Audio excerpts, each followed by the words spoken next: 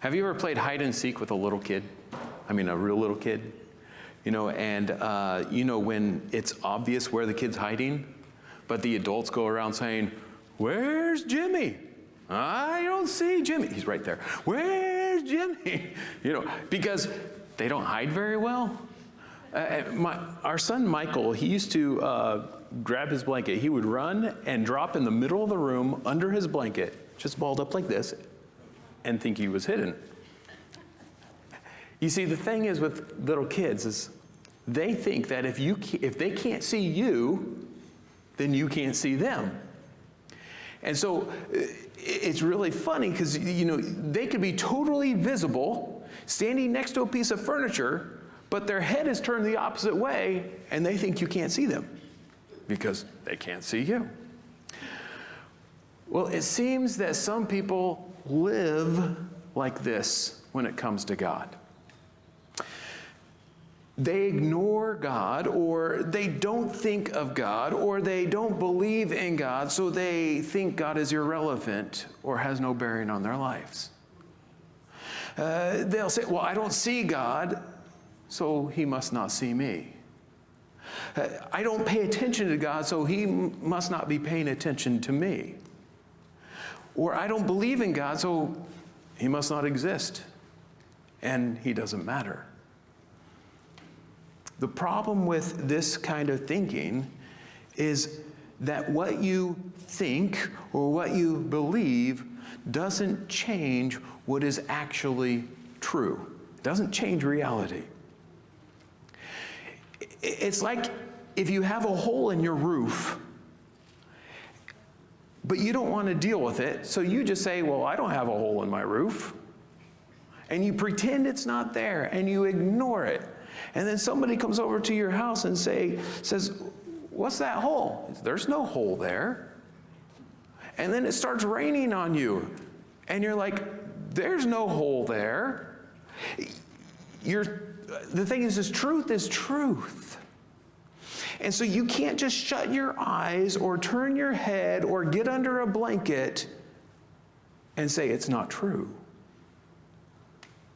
You see, God is still God. God is still there. He is paying attention, and you're accountable. In our passage today, we're going to see a king of Israel who runs into this truth. But before we get to this king, let's quickly review the history from Kings and Prophets Part 1 and a little bit in 1 and 2 Samuel as well, because we're kind of jumping into the middle here. And so for those of you who were here with us when we went through those, this will be a nice review. For those of you who were not, we'll get you up to speed. So when we studied the book of Samuel, 1 and 2 Samuel, we met David, the great king of Israel. And God made a covenant with David and his descendants that the throne or the rule of Israel would forever belong to his descendants. Now, this is ultimately fulfilled in Jesus, who is a descendant of David.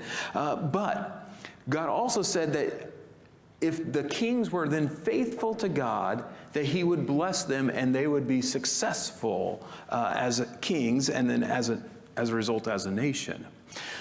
But before we saw that, before God gave that covenant to David, we saw David trust completely in God. We remember the story of David and Goliath when the entire Israelite army was shaking in their boots and afraid of Goliath, and he would come out and taunt them, and David said, "Who is this Philistine?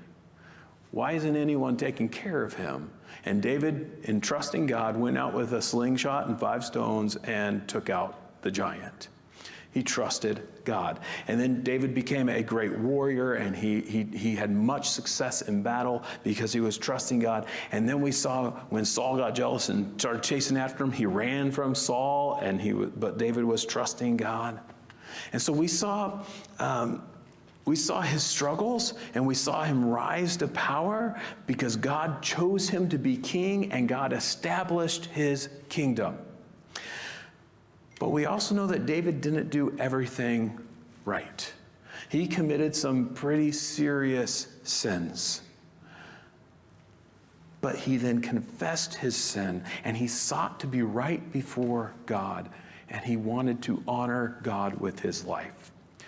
All in all, David was very successful, and the nation was secure, and they had rest from all of their enemies under his reign. Well, then his son Solomon became king, and his rule was established. And before David died, he gave Solomon a charge. And this is what he told his son. He said, you need to be faithful to God and serve him with a whole heart. He also told him to build the temple for God. Now, the main point of what David told his son Solomon, it's kind of like if you could tell your son one thing, this is the main point. His main point is God is what matters most. And your relationship with God is what matters most.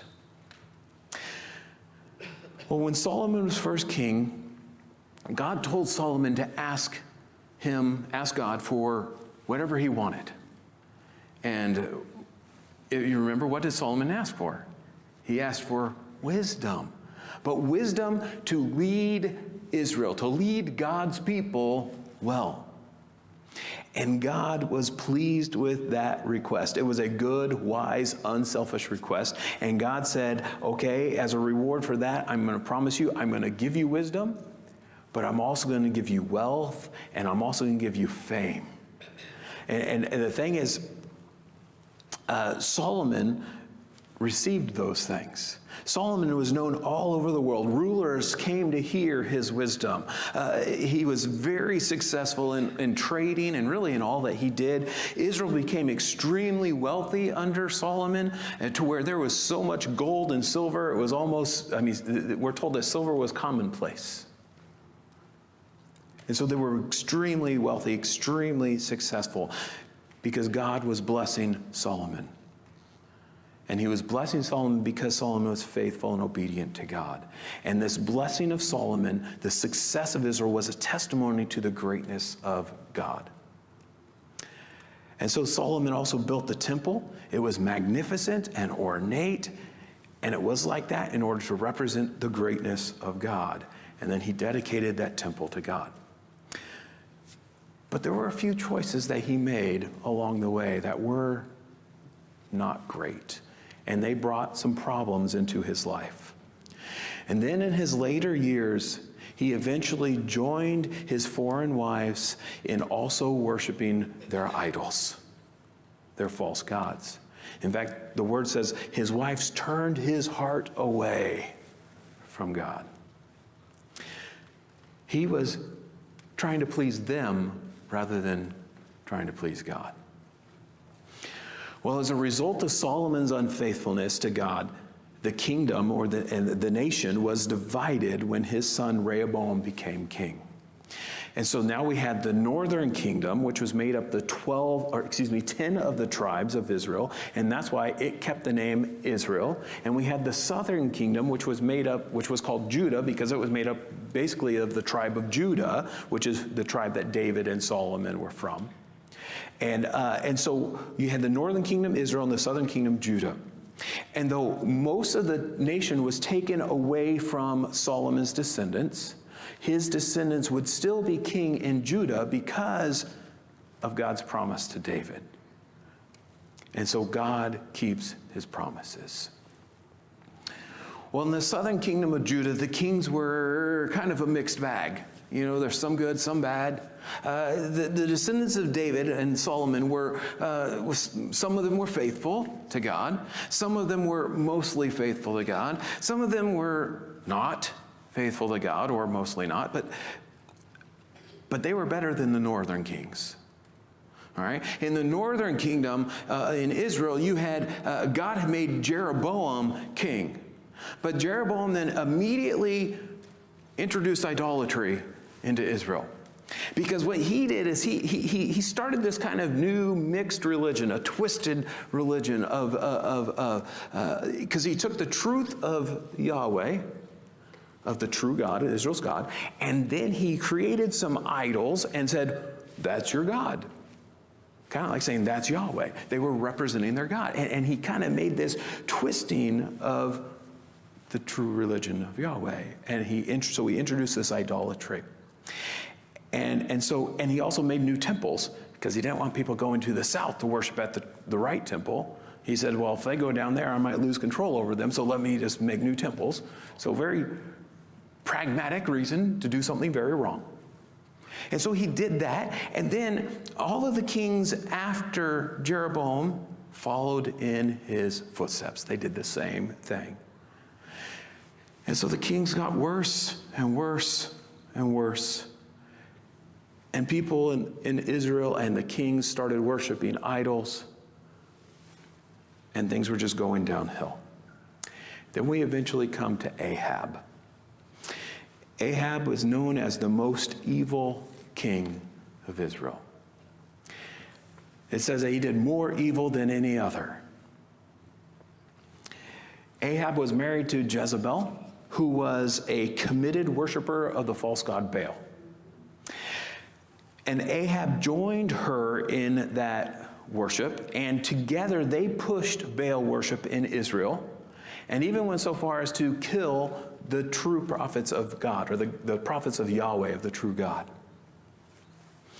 And during Ahab's reign, there was that contest between Elijah and the prophets of Baal, where they went up on the hill and they built their altars, and they each asked their respective god to send down fire.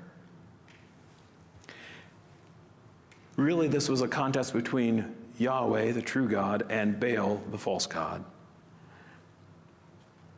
And really, it was no contest. God was proven to be the true God. Yahweh was proven to be the one true God. And after he was proven through that contest to be the one true God, he then sent rain, which there hadn't been. He had held back the rain for 3 years, and after that he sent the rain. And of course, we remember that Baal was considered the storm god. He was supposedly the storm god. In other words, he was in control of the rain. He obviously was shown not to be totally weak and impotent. But that Yahweh is the real God, the true God, and he controls the weather. Now, we were only told one good thing about Ahab. There was one time when he responded to a message from God through a prophet, and he humbled himself before God. But it seems to have been short-lived, because he never changed. He never turned to God, to the true God. And Ahab dies in judgment for his sins and for the great evil that he ushered into Israel. All right, so that brings us up to speed. So Kings and Prophets Part 1 wrapped up with Ahab's death, and that's where we pick up with it now, with another bad king. So 1 Kings 22, verse 51 to 53.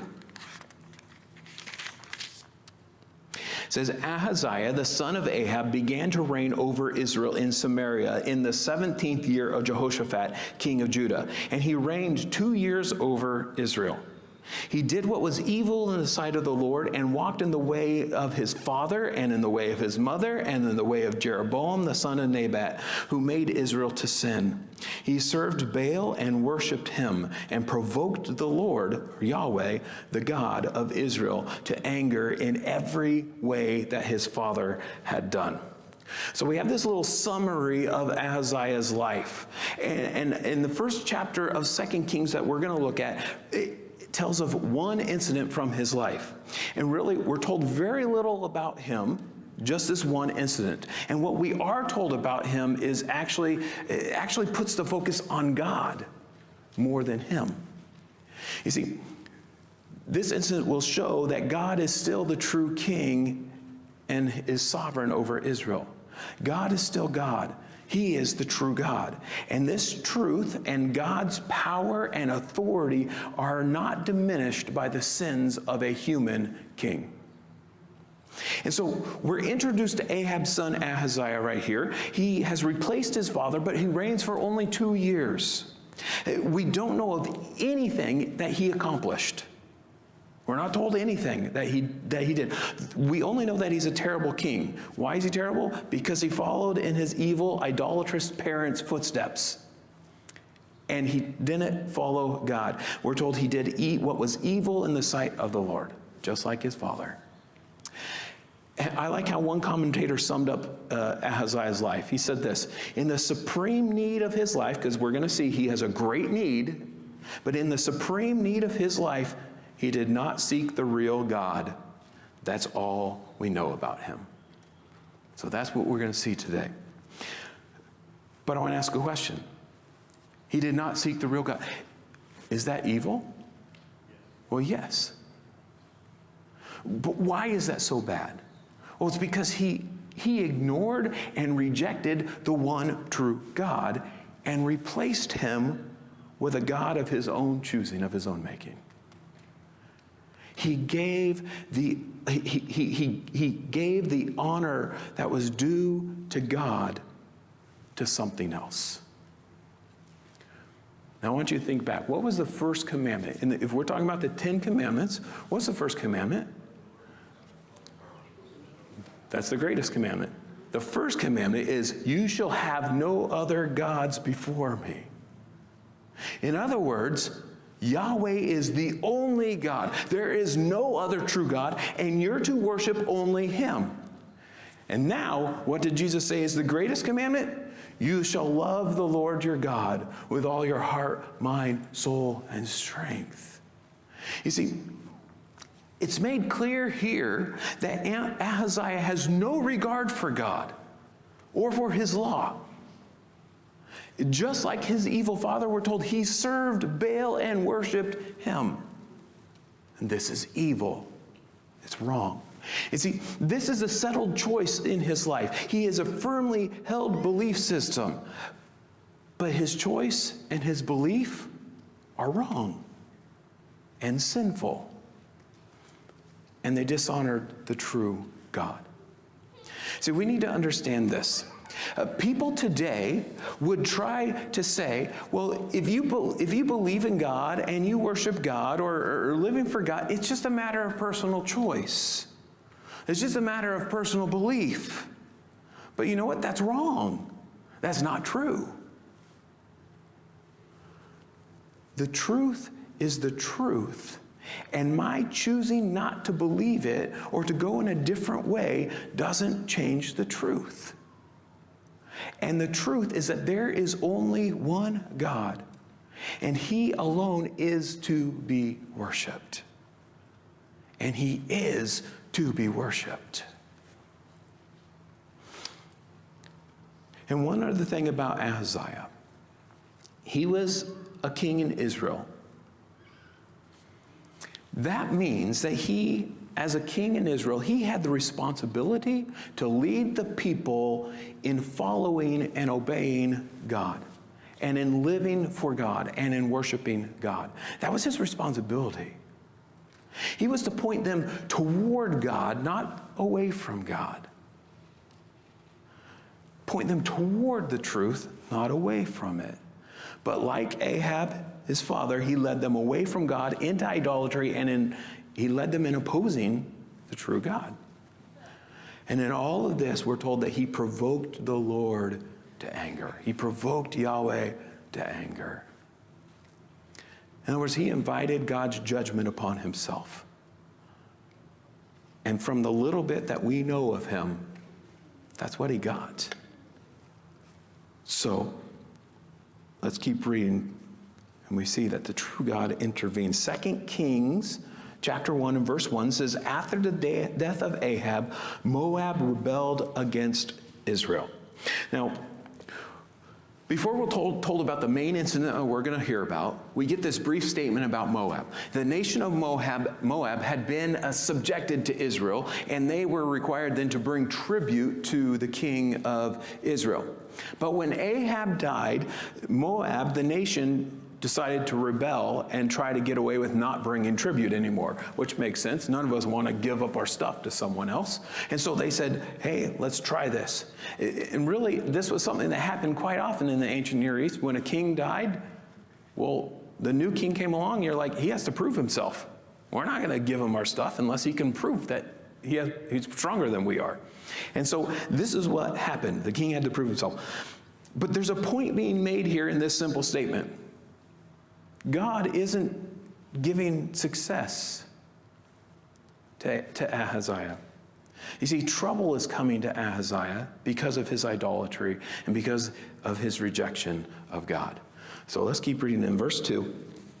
He says, "Now Ahaziah fell through the lattice in his upper chamber in Samaria and lay sick. So he sent messengers telling them, 'Go inquire of Beelzebub, the god of Ekron, whether I shall recover from this sickness.'" Okay, so there was a second story in the king's palace, and there was some kind of lattice work. And so it's possibly that it was giving some shade, like it's an open courtyard and it was giving some shade, or it's possibly it was separating the upstairs rooms, the private room quarters from the courtyard below. But he fell through it. So we don't know exactly how he fell or what he was doing, but the fall was bad enough that he thought he might die. And so his response then shows us exactly where he is spiritually, because he doesn't even think to ask the true God, Israel's God, or he has no faith in God, or doesn't believe that God, the true God, can answer his question or do anything to help him. Instead, he immediately sends his messengers to inquire of the false god Baal. Now, I find a challenge in this here for us. When we have a great need, who do we go to first? What is our first thought? Where do we immediately turn to for help? If your first answer, when you have a need, when you're in a dire need, if your first answer is anyone or anything other than God, that may reveal an idol in your life. Are you trusting in God and relying first on God before other people and other things? Well, before we move on, let me answer a couple questions that you may be wondering about. One, why would he send servants all the way to the Philistine town of Ekron to consult Baal? Well, we don't really know the answer. We do know that there were plenty of prophets of Baal in Israel at the time, because under Ahab, idolatry was running rampant, and we saw that there were all those prophets that were, at different times, like the ones who had the contest with Elijah, and so there were prophets in Israel, but he sent others outside, and so it may be that he was sending them there because that was Baal's home and it was thought that he was stronger there. Or maybe they had a better reputation for getting an answer like this that he was looking for. But anyways, he does that. He sends them to the Philistine town of Ekron. The second thing is the name Beelzebub may sound familiar to you. Some people have used this name for Satan. But it actually refers to one of the Baals. And I say one of the Baals because there were different false gods named Baal. And so the name Beelzebub is probably a derogatory or mocking name used in place of the name Baal-Zebul. You've probably heard that too, Baal-Zebul. Beelzebul was a well-known name that means chief Baal or prince Baal, so kind of like the high one. And he was thought to be lord of the underworld and to have power over healing and disease. Now, Beelzebub, however, means lord of the flies. Lord of the flies, you know those small little annoying bugs that you could easily swat away? And it seems to be a derogatory twist on the name that the writer of Kings is saying, if you're lord of anything, it's the flies. In other words, you're nothing. So he's making the point, this is just a false god. But that is who Ahaziah is sending messengers to. And God is going to intervene. Verse 3 and 4 says, "But the angel of the Lord said to Elijah the Tishbite, 'Arise, go up to meet the messengers of the king of Samaria, and say to them, Is it because there is no God in Israel that you are going to inquire of Beelzebub, the king of Ekron?'" The god of Ekron? "Now therefore, thus says the Thus says Yahweh, you shall not come down from the bed to which you have gone up, but you shall surely die. So Elijah went. So God knows what's happening here. He knows what the king's doing. King may not be paying any attention to God, but God knows exactly what's happening here. And God gets in the way of the king's plans. See, he intervenes before the messengers can get to Ekron, can get there to consult the prophets of Baal. And he does it by sending his own prophet. And once again, God is using Elijah to show who the true God is. And God does more than simply tell Ahaziah that what he's doing is wrong. He also makes the point that he, God, Yahweh, alone is God. That that Israel's to worship him alone. And he makes this point with sarcasm. He says, is it because there's not a God here that you're going over there? In other words, I'm right here. Why didn't you come talk to me? The true God, the real God. And then he gives the king the answer to his question. He says, you won't recover, but you will die. And in this, we see both the absolute exclusivity of God and the grace and mercy of God. You see, Ahaziah has provoked God. God is angry because of his sin. And God is stepping in to prevent this act of idolatry. He says, you shall worship no other God.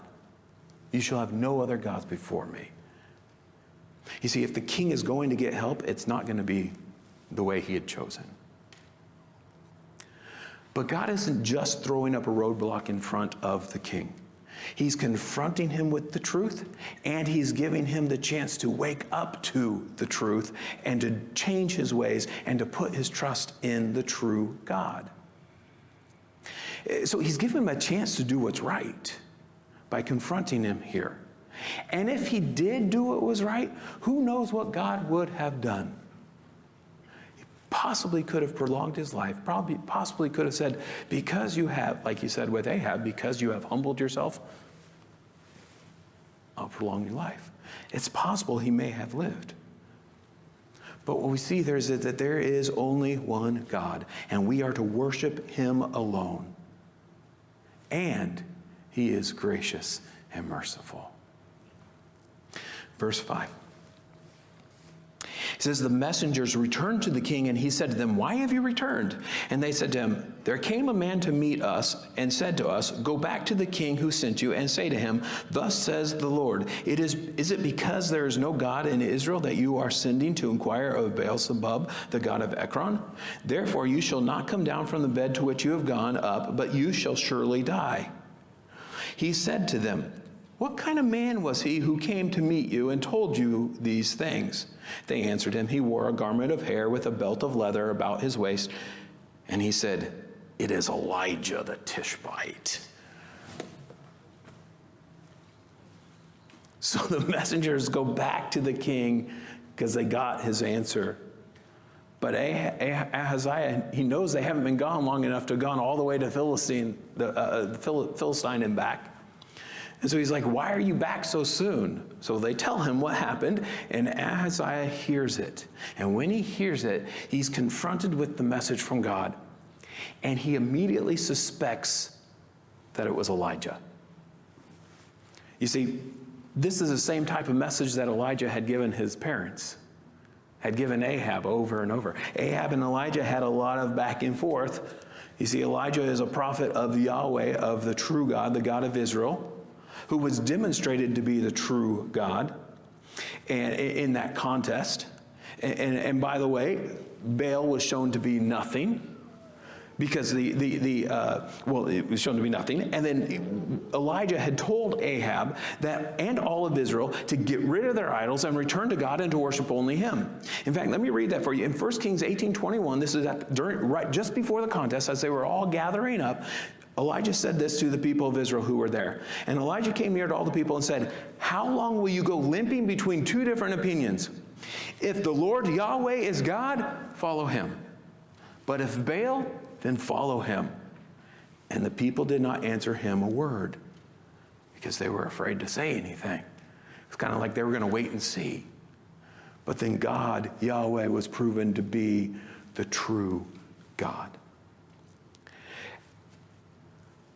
And so this kind of message, these things, these truths, the content, none of this is new to Ahaziah. He knew all this.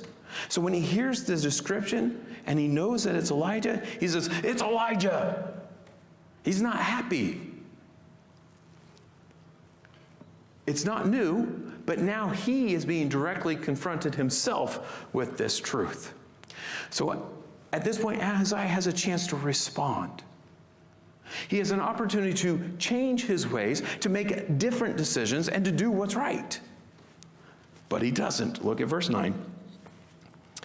Then the king sent to him a captain of 50 men with his 50. He went up to Elijah, who was sitting on the top of the hill, and said to him, "O man of God, the king says, 'Come down.' But Elijah answered the captain of the 50, 'If I am a man of God, let fire come down from heaven and consume you and your 50. Then fire came down from heaven and consumed him and his 50. Again the king sent to him another captain of 50 men with his 50, and he answered and said to him, "O man of God, this is the king's order. Come down quickly." But Elijah answered him, "If I am a man of God, let fire come down from heaven and consume you and your 50. Then the fire of God came down from heaven and consumed him and his 50. So what we see here is rather than humbly repenting before God, Ahaziah arrogantly continues his rebellion. He sends 50 men, and what were those 50 men going to do? They were going to arrest Elijah, or possibly even kill Elijah. But basically, he was trying to silence God's prophet.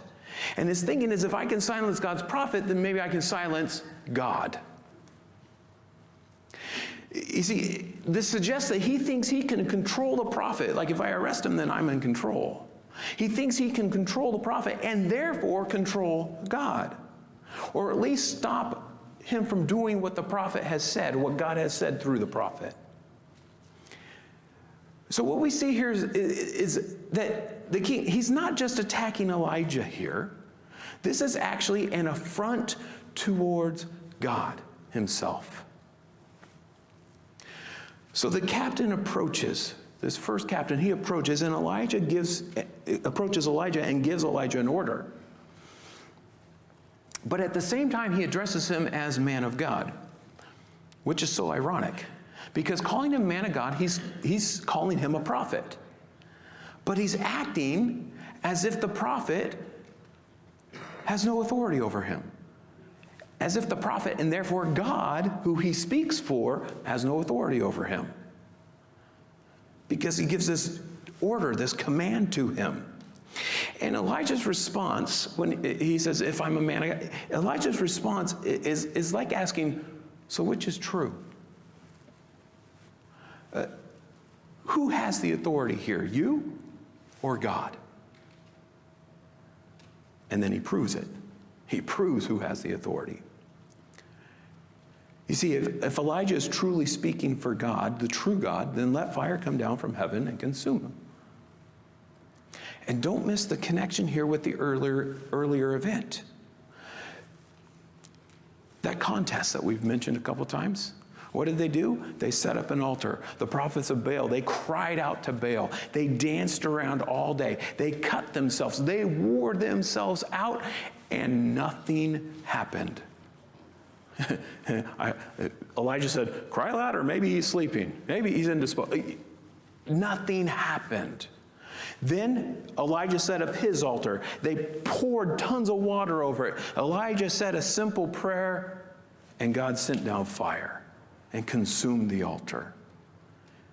You see, we have the same thing happen here, fire coming down.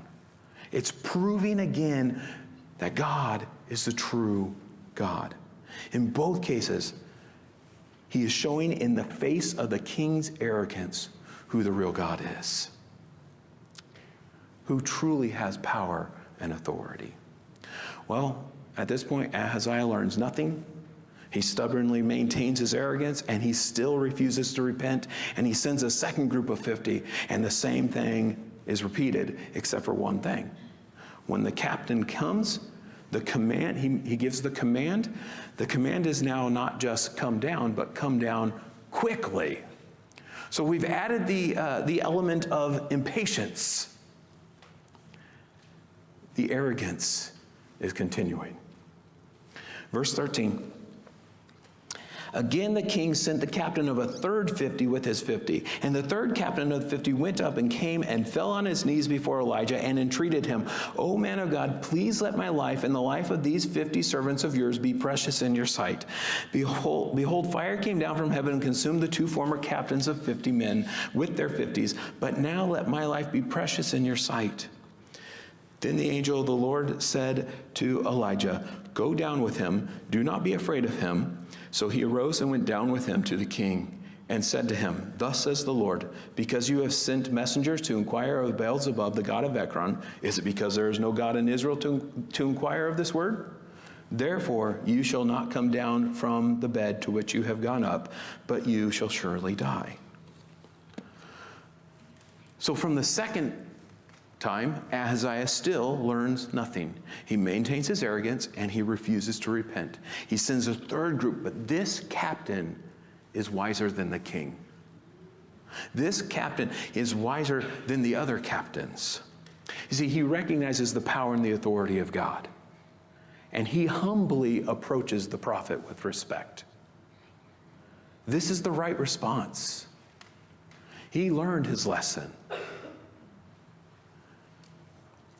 He doesn't act as if he's in control or as if he has power over God or his prophet. Rather, he respectfully requests Elijah to come see the king. And this captain stands in contrast to the king, who refuses to humble himself.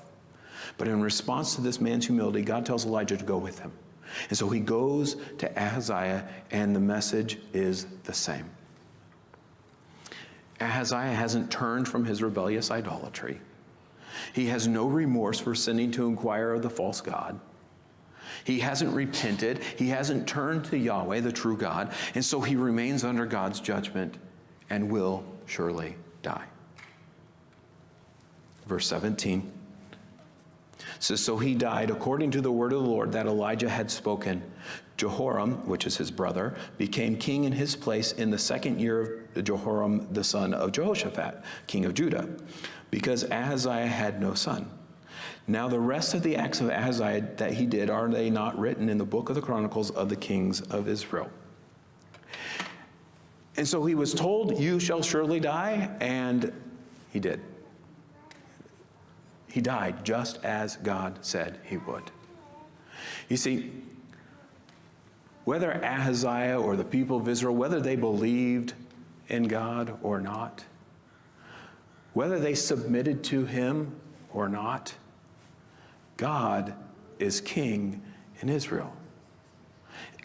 God is sovereign. God is God. This is what we take away from this passage. There is one God, and he alone is God. He alone is to be worshiped. There is no other God. So, do we realize that believing and trusting in idols or other gods is evil? It's not just a choice. It's evil. Do we realize that putting ourselves or anything else before God is sin? Not just a choice, it's sin. And do we realize that not worshiping God, not worshiping the one true God, is not just some amoral or innocuous or unoffensive thing? Like, if you don't worship God, you're just missing out on what's best. You see, this is how this is often treated. When we talk about people not believing in God, not worshiping God, it's often treated like, well, like those who don't believe or don't worship God, they aren't doing something bad. They're just missing out on what's good. or something good. That's not the case. It's actually wrong. It's evil. It is a failure to recognize God for who He is. And it's a failure to give Him the worship and the devotion that is due to Him. It's a failure to give Him the worship and devotion that is rightfully His. It is a rejection of our Creator, the one true God. And God has every right to judge us. But He offers grace and mercy. He sent Jesus to save us from judgment and to bring us back to Himself. You see, He has done everything necessary for us to be right with God. And we need to give Him the honor He's due. Giving Him our worship, our all, our lives. Don't live your life like a kid playing hide and seek. As if God is not there, or He can't see you, or as if He doesn't care, or if He doesn't matter. There is one true God. And the only right way to live is in a committed relationship with Him. Believe it or not, you're accountable. So let's get right with God today.